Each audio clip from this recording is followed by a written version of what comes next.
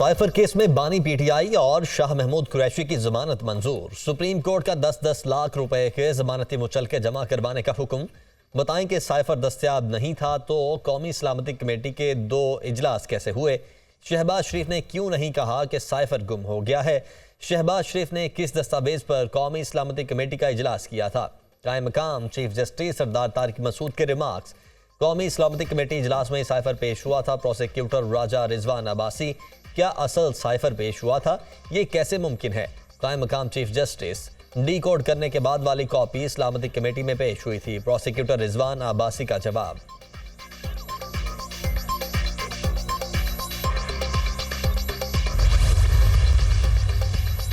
Cipher मामले पर गैर मुल्की कुव्वत को कैसे फायदा पहुंचा? जो दस्तावेजात आप दिखा रहे हैं उसके मुताबिक तो गैर मुल्की ताकत का नुकसान हुआ है। जस्टिस अतहर मेनल्लाह के रिमार्क्स, उनकी जानिब से कहा गया कि हुकूमत 1970 और 1977 वाले हालात चाहती है।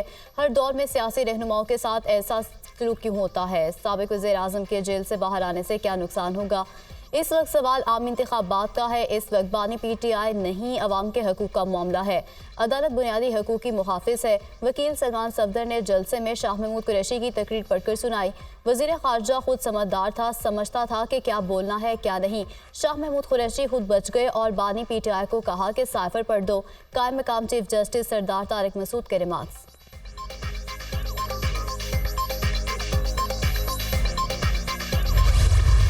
बहुत दिनों के बाद साइफर केस की हवा निकल चुकी है। एक बात का बतंगड़ बनाया गया और आज साइफर केस अपने अंजाम को पहुंच गया। जैसे इसमें बेल और ऐसी ऑब्जर्वेशंस आई हैं, ऐसे व्यूज़ एपेक्स कोर्ट के, सुप्रीम कोर्ट ऑफ पाकिस्तान के आ गए हैं, जिनको अब ट्रायल में संभालना सरकार के लिए बहुत मुश्किल है। आज साइफर केस अंजाम को पहुंच गया। तमाम मुकदमात खत्म हो गए तो रुख साइफर की तरफ किया गया। आज साइफर केस की हवा निकल गई। साइफर बाहर गया ही नहीं, बात का बतंगड़ बनाया गया। 10 से 12 सवाल पूछे गए लेकिन सरकार के पास जवाब नहीं था। ये तासुर चल रहा था कि ये सजाए मौत का केस है। हुकूमत साबित नहीं कर सकी। सुप्रीम कोर्ट के ऐसे व्यूज आ गए हैं जिन्हें ट्रायल कोर्ट में सरकार को संभालना मुश्किल होगा। वकील बानी पीटीआई सलमान सफदर की मीडिया टॉक। सुप्रीम कोर्ट में पीटीआई की लेवल प्लेइंग फील्ड की दरख्वास्त की सुनवाई। सुप्रीम कोर्ट का इलेक्शन कमीशन को तमाम शिकायत का फौरी नोटिस लेकर हल करने का हुक्म। इलेक्शन कमीशन ने सिर्फ एक सियासी जमात को सिंगल आउट क्यों किया? क्या बाकी सियासी जमातों के इंतखाबात को भी इसी तरह देखा जाता है? अटॉर्नी जनरल साहब, इंतखाबात के दिनों में ये पकड़ धकड़ कोई ठीक नहीं। जस्टिस अतहर मेनल्लाह ने रिमार्क्स दिए और कहा कि इलेक्शन कमीशन ने शिकायत पर क्या एक्शन लिया। इस वक्त तो कमीशन का सारा फोकस इंतखाबात की शफाफियत पर होना चाहिए। पूरा का पूरा कमीशन अडयाला जेल जाकर तौहीन कमीशन की कार्रवाई कर रहा होता है। आप इंतखाबात के दिनों में इसे मौखर भी कर सकते हैं। सुप्रीम कोर्ट ने तहरीक इंसाफ की लेवल प्लेइंग फील्ड से मुतालिक दरख्वास्त निपटा दी। इलेक्शन कमीशन ने पीटीआई के वकला को मुलाकात के लिए वक्त दे दिया।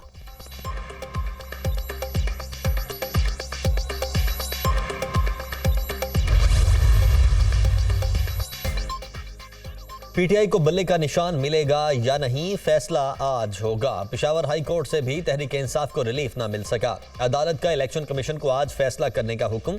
इलेक्शन कमीशन कानून के मुताबिक फैसला करे Peshawar high court. Islamabad high court fall है, वहाँ क्यों रुजू नहीं किया? अदालत का इस्तफसार।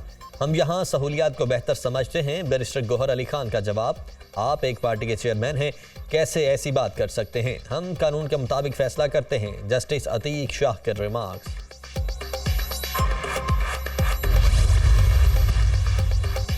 सियासी जमातों का मुतालबा मंजूर। कागजात नामजदगी जमा कराने की तारीख में तौसी। आम इंतखाबात के लिए इलेक्शन कमीशन ने कागजात नामजदगी जमा कराने की तारीख में 2 रोज़ बढ़ा दिए। कागजात नामजदगी 24 दिसंबर बतौर इतवार तक जमा कराए जा सकते हैं। इलेक्शन कमीशन ने नजरसानी शुदा शेड्यूल जारी कर दिया।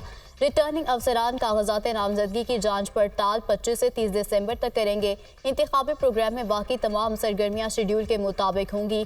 पोलिंग 8 फरवरी 2024 को होगी। तर्जुमान इलेक्शन कमीशन, JUI, मुत्तहिदा मुस्लिम लीग नून और BAP ने कागजात जमा कराने के लिए वक्त बढ़ाने का मुतालबा किया था। इलेक्शन कमीशन ने आम इंतखाबात के लिए डिस्ट्रिक्ट मॉनिटरिंग अफसरान और मॉनिटरिंग टीमों की तैनाती का नोटिफिकेशन जारी कर दिया। मॉनिटरिंग अफसरान इंतखाबी अमल के दौरान ज़ाब्ते इख्तिलाक और इलेक्शन कवानीन की मॉनिटरिंग करेंगे।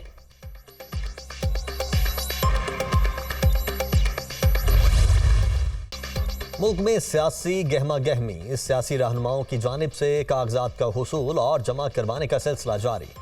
शहबाज शरीफ की जानिब से PP 158 और PP 164 से कागजात जमा करवा दिए गए। मरियम नवाज ने सूबाई इलेक्शन कमीशन ऑफिस से वोट सर्टिफिकेट हासिल कर लिया। वो 5 हलकों से इलेक्शन में हिस्सा लेंगी। बिलावल भुट्टो का लाहौर से इलेक्शन लड़ने का इम्कान। चेयरमैन पीपल्स पार्टी NA 128 से कागजात नामजदगी हासिल कर चुके हैं। मुराद अली शाह ने PP 77 से कागजात नामजदगी जमा करवाए। चेयरमैन सेनेट सादिक संजरानी की जानिब से PB 32 चागी दालबंदीन से कागजात नामजदगी जमा करवाए गए। ख्वाजा आसिफ NA 71 PP 46 और 47 से इलेक्शन लड़ेंगे। जहांगीर तरीन हल्का NA 155 लोधरा से इंतखाबात में हिस्सा लेंगे। PTI रहनुमा जरताज गुल ने कौमी असम्बली की मखसूस नशिस्त से कागजात नामजदगी जमा करवा दिए। चौधरी सालिक हुसैन NA 64 और PP 32 से सियासी मैदान में उतरेंगे। फारूक सत्तार NA 240 से इलेक्शन में हिस्सा लेंगे। उस्मान डार की वालिदा रेहाना इम्तियाज डार की जानिब से PP 40 से कागजात नामजदगी जमा।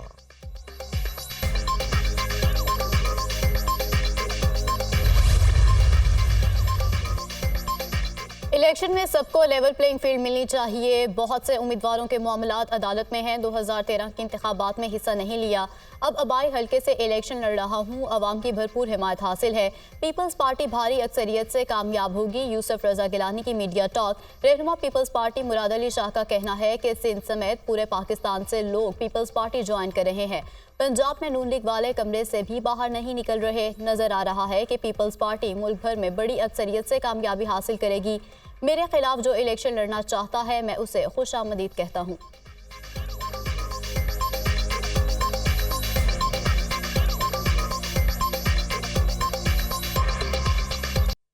इलेक्शन में पाकिस्तान पीपल्स पार्टी की फतह देख रहा हूँ, न सिर्फ सिंध में बल्कि पूरे पाकिस्तान में। जैसे बलूचिस्तान से लोग पीपल्स पार्टी को ज्वाइन कर रहे हैं, पंजाब में नून लीग वाले कमरे से बाहर नहीं निकल रहे हैं। मुझे पूरा यकीन है कि इंशाल्लाह ताला पाकिस्तान पीपल्स पार्टी बड़ी अक्सरियत से सिंध बलूचिस्तान में इंतखाबात जीतेगी और खैबर पख्तूनख्वा और पंजाब में भी इतनी सीटें लेगी कि वो इस मुल्क की सबसे बड़ी सियासी जमात बन के उभरेगी।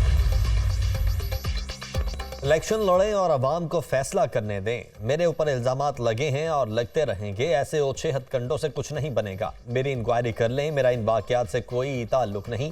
रहनुमा ख्वाजा आसिफ की मीडिया से गुफ्तगू।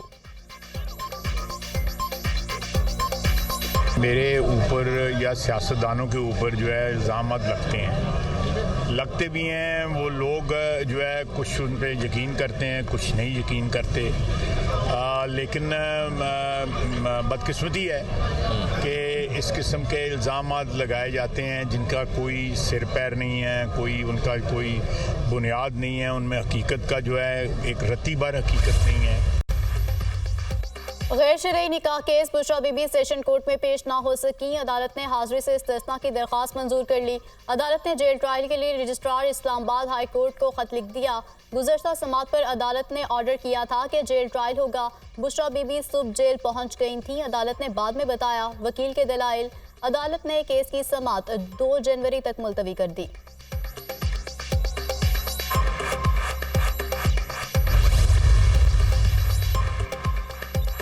जमात इस्लामी जोड़ तोड़ की सियासत नहीं करती, हुकूमत साजी में भरपूर किरदार अदा करेंगे। जो होगा धड़ल्ले से होगा। अल्लाह ने चाहा तो हम हुकूमत बनाएंगे। कराची तबाह बर्बादी का शिकार होगा।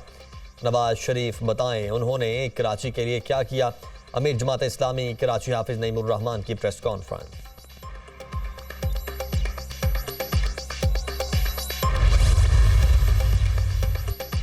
बलोच मुजाहिरीन की गिरफ्तारियों और एहतजाज का हक देने से रोकने के खिलाफ दरख्वास्त पर समात। अदालत के हुक्म पर IG इस्लामाबाद अदालत में पेश। 216 लोगों को हिरासत में लिया गया। 34 जुडिशल हिरासत में और 1 जिस्मानी रिमांड पर है। हमारी हिरासत में कोई खातून नहीं। IG इस्लामाबाद का अदालत में बयान। सुबह बताया गया कुछ खातून को ज़बरदस्ती वापस भेजा जा रहा है। चीफ जस्टिस आमिर फारूक के रिमार्क्स। जो वापस जाना चाहते हैं उनके लिए बस का अरेंज किया गया था। I-10 में ये खातीन और बच्चे मौजूद हैं। IG इस्लामाबाद का जवाब, बच्चे I-10 में क्यों हैं? चीफ जस्टिस का इस्तिफसार, वो जहां भी जाना चाहते हैं जा सकते हैं। वो पुरअमन एहतजाज करना चाहेंगे तो कर सकते हैं। Chief justice Amir Farooq.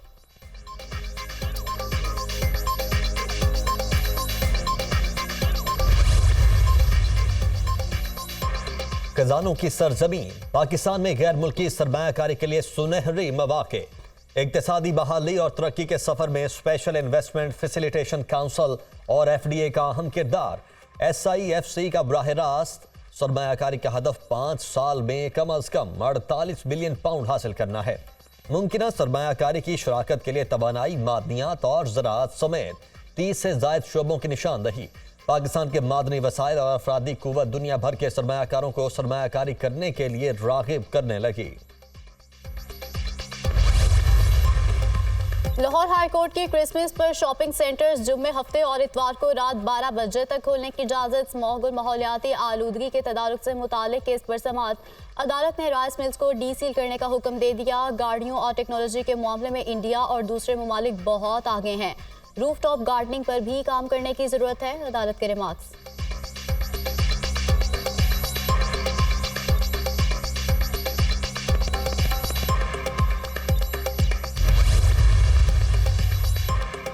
मुल्क के बालाई इलाकों में मौसम शदीद सर्द, पारा नुक्ताए इंजमात से भी कई दर्जे नीचे। कश्मीर, मरी, गलियात, बालाई खैबर पख्तूनख्वा में बाज़ मकामात पर बारिश और पहाड़ों पर बर्फबारी का इम्कान।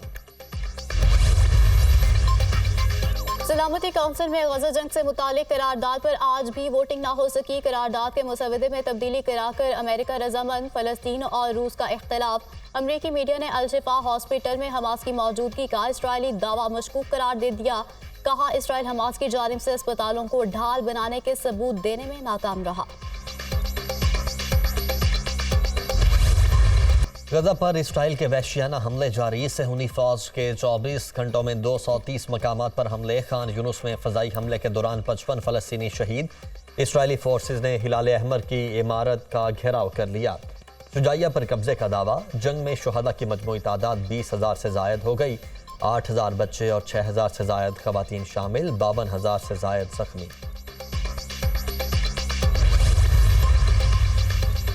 हमास हथियार डाल दे या मौत कबूल करे, इस्राएली वज़ीर आज़म नेतन्याहू की धमकी। अपने बयान में कहा कि हमास को ख़त्म करने के बाद यकीनी बनाएंगे कि गजा को दोबारा कोई ख़तरा ना हो। अल-कसाम ब्रिगेड के अस्करी विंग का कहना है कि हमें ख़त्म करने का इस्राइल का मकसद नाकामी से दो चार है। जंग बंदी तक इस्राइली गिरकमालियों की रिहाई मुमकिन नहीं।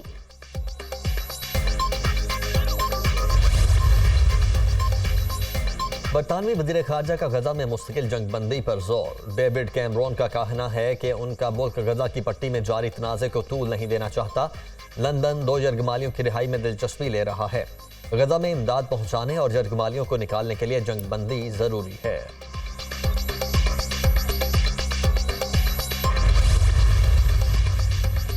निगरान वज़ीर आला पंजाब का चिल्ड्रन अस्पताल का अचानक दौरा। मुख्तलिफ वार्ड्स का मुआयना किया। ज़ेरे इलाज बच्चों की इयादत की। मरीजों और तीमारदारों की सिटी स्कैन मशीन की रिपोर्ट्स 3 रोज बाद देने की शिकायत। निगरान वज़ीर आला का मामले का फौरी नोटिस। पंजाब भर के हॉस्पिटल्स 24 घंटे में सिटी स्कैन और MRI की रिपोर्ट्स मरीजों को देने के पाबंद होंगे। रिपोर्ट्स ताख़ीर से देने वाले हॉस्पिटल के खिलाफ इंतजामिया के खिलाफ कार्रवाई होगी। मोहसिन नकवी की गुफ्तगू।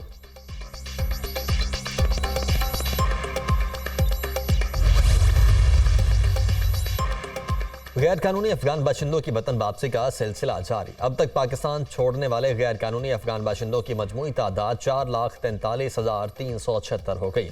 गुज़श्ता रोज़ 1,483 अफगान शहरियों की वापसी हुई। गैर कानूनी मुकीम अफराद की चमन और तोरखम बॉर्डर से वापसी हो रही है। लाहौर में अदाकारा मीरा के घर चोरी। मुल्जिमान 1 करोड़ मालियत का सामान ले उड़े। डिफेंस ए पुलिस ने अदाकारा की मुद्दत में मुकदमा दर्ज कर लिया। मीरा के ड्राइवर ने घर से 80 लाख का डायमंड और 20 लाख की घड़ी चोरी की। FIR का मतन। मुल्जिम की गिरफ्तारी के लिए छापे मारे जा रहे हैं पुलिस हुकाम।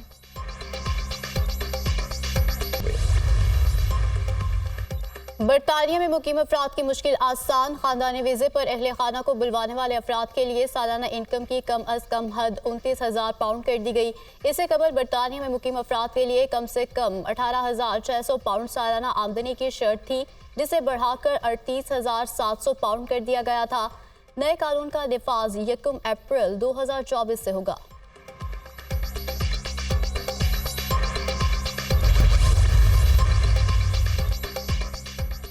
अमेरिका में बेगुनाह कैदी की तवील तरीन सजा खत्म। रियासत ओक्लाहोमा में 48 साल कैद की सजा भुगतने वाले गेलन को रिहा कर दिया गया। मुलजिम को 1974 में उम्र कैद की सजा सुनाई गई। मकामी स्टोर में डकैती के दौरान एक शख्स को कत्ल करने का इल्जाम था।